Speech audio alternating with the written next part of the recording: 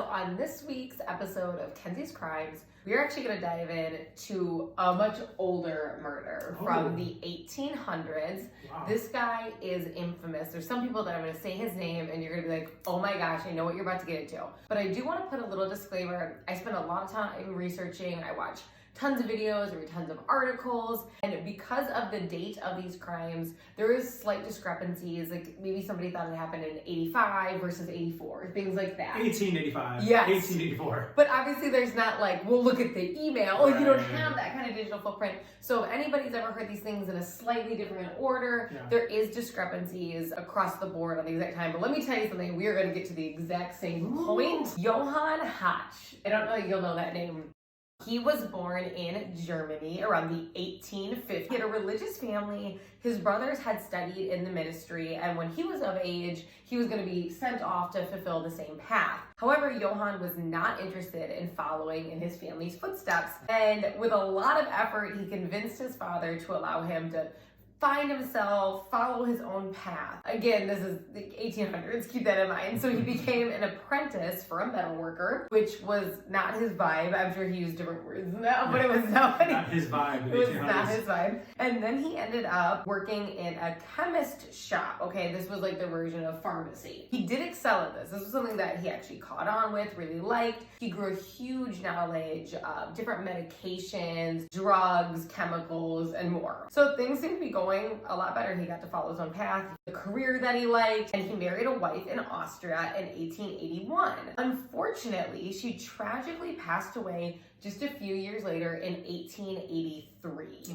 So their marriage didn't get to last very long, and after that tragedy, Johann decided he was going to start a new life in the US. Okay, reinvent himself, right? So upon arriving in New York, he quickly made his way to Chicago, and we're bringing it back to Chicago, and he got a job in a meat packing plant. He also met his new wife, Christine Ram. The couple had 3 children, and obviously this was, now we're going longer, better, okay, he's in America, but here's the deal. Meatpacking in America was not providing the finances that he really wanted to support him and his family. Right. So I'm sure a lot of that had to do with being an immigrant also coming over versus being a pharmacist in your home country. Right. And so he knew he had to do something. He decided to leave his family, and that is the end of that sentence. Just left the family. Okay, because it's not funny that he did this, but it threw me off so much because I kept looking for, he left his family to work in the military and send money back or travel here. This is a time period where a lot of people travel to jobs and send money back home. He was just shaking things up and said, I'm leaving. He's like, let me drop the expense of a wife and 3 kids, and he left them. On top of that, Johann's like, okay, left the family, which costs a lot of money.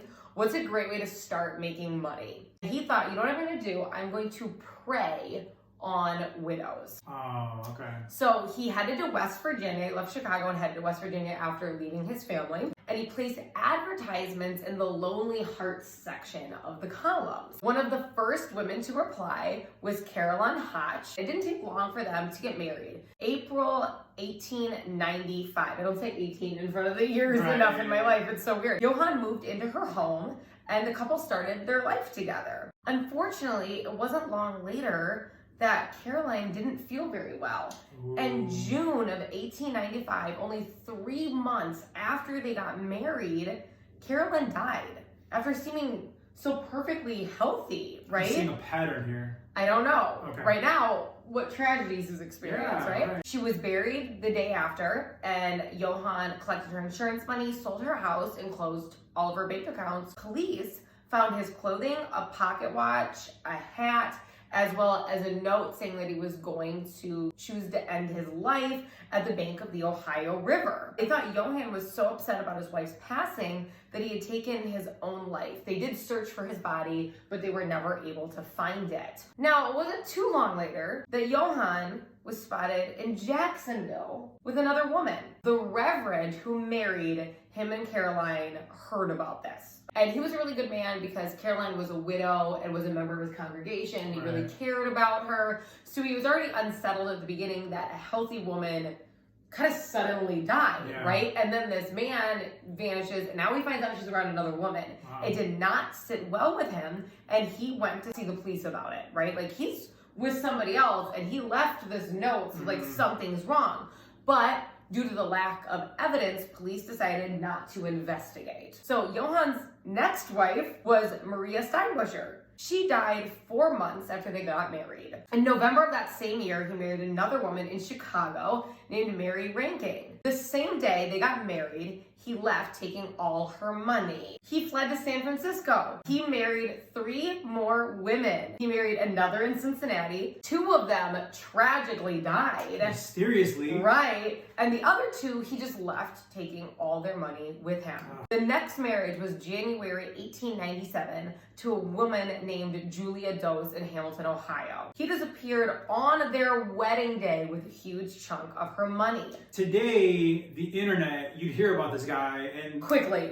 Quickly. Back then, what is it, a bottle in the ocean? Like, people aren't hearing about it, so women can be suckers because they have no idea of this guy's reputation. Absolutely, as well as fake aliases being used, which makes it even harder. So April 1898, he was finally arrested in Chicago for selling mortgaged furniture. He wasn't allowed to be selling this furniture, and he got in trouble for it. He received 2 years in prison. Well, he was in prison. The Reverend from before, Caroline, that one wife, had heard these rumors. So just like you said, bottle in the ocean, there were rumors of a guy kind of running away with money, collecting it. And now he found out that Johann was in prison for something. So he's like, he's got a track record. He's already in prison. He does things that are wrong. He went back to the police station, really pleaded his case, to them, and begged for them to exhume Carolyn's body to find out if there was any foul play. Obviously, because she fell ill, it would be poison, because it wasn't like an instant murder or something. The police agreed. They're like, you're right, something's up, we will exhume her body. Upon doing so, they found out that all of her vital organs have been surgically removed. What? Which happened after burial. Wow. So somebody disturbed her grave and took out all of her vital organs. Unfortunately, no vital organs, no evidence. Right. So Johann was released after serving his 2-year sentence. So in 1900, exactly, soon after getting out, he married a woman named Mary Schultz. He had another wife in 1901 and 1902. He would convince these women to sell property or empty their savings accounts so he could invest money. And once he got his hands on it, he would disappear. January 1904, he married Anna Hendricks in Chicago, and 18 days later, disappeared with her money. He popped up again in Milwaukee, June 1904. He married Lena Hoch. She died 3 weeks later, and Johann inherited her money. After that, he put out another dating ad saying he's lonely, he just wants to meet somebody, preferably without children. And a divorced woman named Marie Valka responded to that ad. They were married, and soon following the wedding, tragically, she fell ill, right? This is insane. So Johann reached out to her sister, Amelia, and asked for her to come help her sick sister. She came right away. She did her best to nurse her, but it didn't take very long. Marie died, right? Which was so tragic. Now, Johann didn't take long. About a day or 2 later, he proposed to the sister, Amelia. Oh my gosh. She said no initially because she thought it was too soon. But he claimed that he had a father in Germany that was very rich, growing old. He was going to inherit all of this money soon. He also promised her they could honeymoon in Germany. So Amelia did agree to marry him, but on the terms that they needed to leave the Chicagoland area because she didn't want people seeing her and Johann out after her sister just died. So they were supposed to go to Germany, travel around, not stay in the area. So she was the first gold digger. Stop it. That's a horrible thing to do. Her sister died. Right, and she's gonna marry her sister's ex. I don't think it's great, but I don't think she's a gold digger. So just wait and listen. Okay, sorry. How about while you're hearing the story, you don't blame the women in the middle of the story. He's horrible, obviously, but this sister was not great either. So they got married in Joliet, and he disappeared with her money right after they got married. Now this is where Johann messed up. Amelia was pissed, and rightfully so. And she started piecing this together, because obviously we don't think he's a good guy. We know that, but she thinks her sister just suddenly passed away. Right. She's like, wait, he got all her money, proposes to me, defrauds me, flees. She's like, I am going to the police with this. They exhume her sister's body and found arsenic poison in her vital organs. So now they know they have a criminal on their hands. He poisoned her, right? Right. Obviously, you can't post this on, there's no news broadcast or anything. They go to the paper with it. This story gets picked up nationally, which is truly their version of going viral, right? Before you can. Happened a lot less often back then, but it was a huge, juicy, crazy story.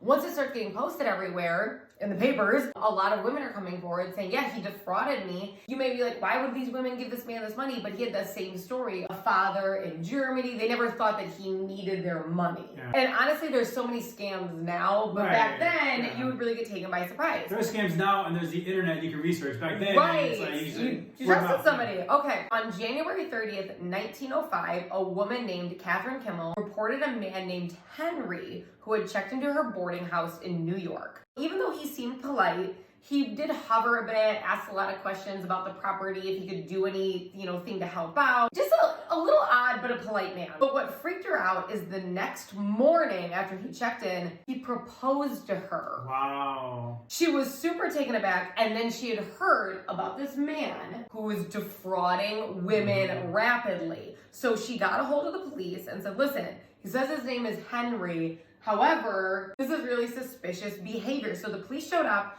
searched the room. He had tons of cash, 2 wedding rings, lots of dress clothes, and they found a fountain pen which had white powder on it, which tested it, and they found it to be arsenic. Oh, wow. So like, okay, this is our guy. However, again, 1800s problem. He was like, I'm Henry.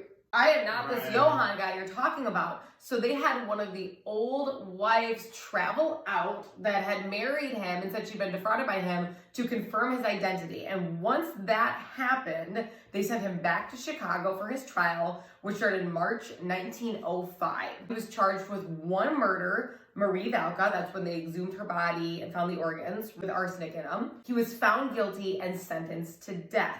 Now, even though he was only convicted of 1 murder, 14 known women with connection to him died of mysterious circumstances. And it is believed he married more than 50 women, in which he either scammed, murdered, or in many cases, both. And on top of that, human remains were later found inside a home he once lived in, which leaves the door open on how many women there truly were and how many victims' bodies had been left hidden with no peace or justice to them or the family. Little asterisk, due to the time period, as well as the amount of fake aliases he has, because it was believed he always took the last name of the woman he had just married. Oh, okay. So a lot of people think he had over 50 aliases he answered to.